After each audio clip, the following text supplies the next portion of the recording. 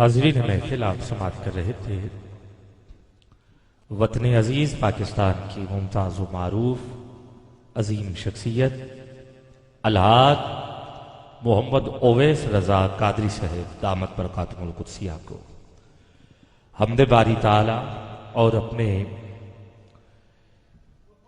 خوبصورت انداز میں نعتیہ کلام آپ نے پیش کرنے کی سعادت حاصل کی۔ اپنا لکھا ہوا وہ معروف کلام حضور جانتے ہیں، عقیدے کی ترجمانی اور آخر میں منقبت حضرت غوث العظم رضی اللہ تعالیٰ عنہ اور فیض عالم، کیونکہ سفر مبارک کا چاند جو ہے وہ طلوع ہو چکا ہے اور فیض عالم کا عرس مبارک بھی قریب قریب۔ دعا ہے اللہ رب العزت آپ کو دارین کی عزتیں عطا فرمائے۔ عزیزان محترم، اس معجزے میں بھی کئی معجزات جو ہیں وہ شامل ہیں۔ بخاری شریف حدیث پاک، میرے آقا کا فرمان، چاند کے دو ٹکڑے ہونا یہ حضور کا عظیم ترین معجزہ ہے۔ حالات دن بدن عروج کی جانب رواں تھے۔ ابو جہل نے خط لکھا یمن کے بادشاہ حبیب کو کہ ہے میرا بھتیجا ہم میں سے ہے،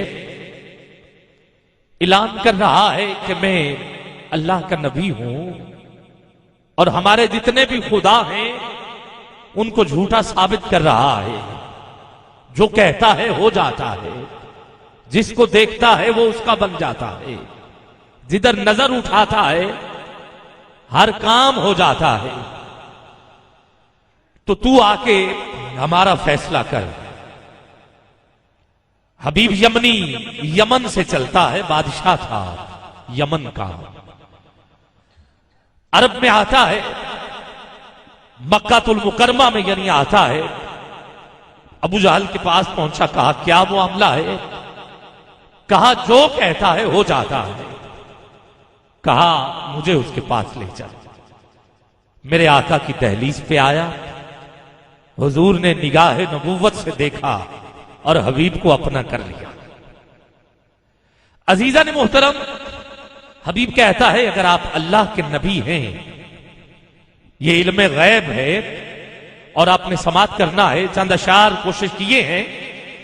آپ نے عرض کی کہ اگر آپ اللہ کے نبی ہیں تو ابو جہل سے کہا یہ جو جادو ہے نا، تم کہہ رہے ہو جادوگر ہے، نعوذ باللہ، جادو زمین پہ تو چل سکتا ہے، آسمان پہ جادو نہیں چلتا۔ میں اس کے سامنے ایسا سوال رکھوں گا کہ یقیناً اگر تو جواب دے دیا تو پھر یقیناً وہ اللہ کے نبی ہیں، اگر نہ تو پھر نہیں۔ کہا بات یہ ہے کہ اگر آپ اللہ کے نبی ہیں تو میرے دو سوال ہیں، ان کے جواب دے دیں تو میں کلمہ پڑھ لوں گا۔ کہا تیرے کون سے سوال ہیں؟ کہا پہلے ایک کیجئے، دوسرا بعد میں بتاؤں گا۔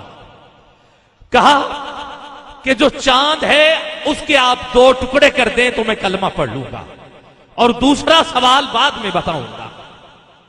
میرے کریم نے کہا کب؟ کہا کل 14ویں کا چاند طلوع ہوگا تو پھر آپ تشریف لے آئیے۔ آپ صفا پہ موجود، ایک جانب کافر اور ایک جانب صحابہ۔ کافر خوش ہیں کہ آج کام نہیں ہوگا، صحابہ اور خوش ہیں کہ کام ہو کے رہے گا۔ سبحان اللہ کہیے ذرا۔ میرے کریم آقا نے صفا کی پہاڑی کے اوپر چڑھ کے کہا اے حبیب کیا چاہتا ہے؟ کہا حضور چاند کے دو ٹکڑے۔ میرے کریم آقا نے چاند کی طرف نظر اٹھائی، میرے لجپال آقا نے چاند کی طرف نظر اٹھائی۔ یہ تو وہی چاند ہے نا جو اماں حلیمہ سعدیہ رضی اللہ تعالیٰ عنہ کے آنگن میں جب جب جھولا جدھر جدھر جاتا، حضرت عباس فرماتے ہیں آپ کے چچا کہتے ہیں میں نے چاند کو اماں حلیمہ کے بیڑے میں جب حضور جلوہ افروز تھے، جدھر جدھر جھولا ہلتا ادھر ادھر آسمان کا چاند رقص کرتا۔ اماں حلیمہ فرماتی ہیں ایک دن میں چارپائی پہ تھی، हुजूर झूले में थे, मैं कभी हुजूर को देखती, कभी चांद को देखती। मैं क्या देखती हूँ, चांद अपनी जगह से दाएं बाएं हो रहा है। मैं कभी हुजूर को देखती, कभी चांद को देखती, मैं कभी चांद को देखती, कभी मैं हुजूर को देखती। कबा जब मैंने देखा ना हुजूर झूले में मुस्कुरा रहे हैं, हुजूर ने उंगली उठाई हुई है, फिर मैंने बस आमिना के चांद को देखा, आसमान के चांद को नहीं देखा। मैंने बस आमिना के चांद को देखा। अरे ये तो चांद जो है ये तो बचपन का साथी है हुजूर का, ये चांद जो है ये तो खिलौना है हुजूर का। मेरे आका सफा की पहाड़ी पे चढ़े, चांद की तरफ इशारा किया, जैसे ही इशारा हुआ मेरे हुजूर ने ऐसे इशारा किया, चांद के दो टुकड़े हो गए। इधर चांद दो लख्त हुआ, उधर हबीब यमनी कदमों में गिरा। अर्ज करता है आका बस कलमा पढ़ा दीजिए। मेरे हुजूर ने फरमाया यमनी तेरा दूसरा सवाल कौन सा था? कहा आका अब कहते हुए शर्म आती है, आका अब जुर्रत नहीं, आका अब शर्म आती है। मेरे हुजूर ने फरमाया, सीने से लगाया, हबीब बता तो सही, हबीब बता तो सही। मेरे करीम ने फरमाया हबीब बता तो सही। कहा कब जुर्रत नहीं है। मेरे हुजूर ने फरमाया अगर मैं बताऊं तो फिर सुभान अल्लाह कहोगे? बुलंद आवाज में कहिए जरा, मैं बताऊं तो फिर? कहा हुजूर ईमान और पक्का हो जाएगा। कहा तू यही चाहता है ना, तेरी एक बेटी है तू मुल्क का बादशाह, बड़े बड़े हकीम और तबीब तूने इलाज के लिए भेजे मगर सबने ना इलाज करार दिया। तू यही चाहता है ना वो ठीक हो जाए? उसकी जुबान तो है मगर बोल नहीं सकती, उसके कान तो है मगर सुन नहीं सकती, हाथ तो है अरे हरकत नहीं है, कदम तो है चल नहीं सकती, नजर तो है देख नहीं सकती। तू यही चाहता है ना वो ठीक हो जाए? कहा हुजूर मैं यही चाहता हूँ। मेरे हुजूर ने फरमाया अब मक्के में ना ठहर, पहुंच अपने घर। अरे हबीब पहुंचा अपने घर, दस्तक दी, जैसे ही दस्तक दी आवाज दी, कहा मैं हबीब हूँ, मैं हबीब हूँ।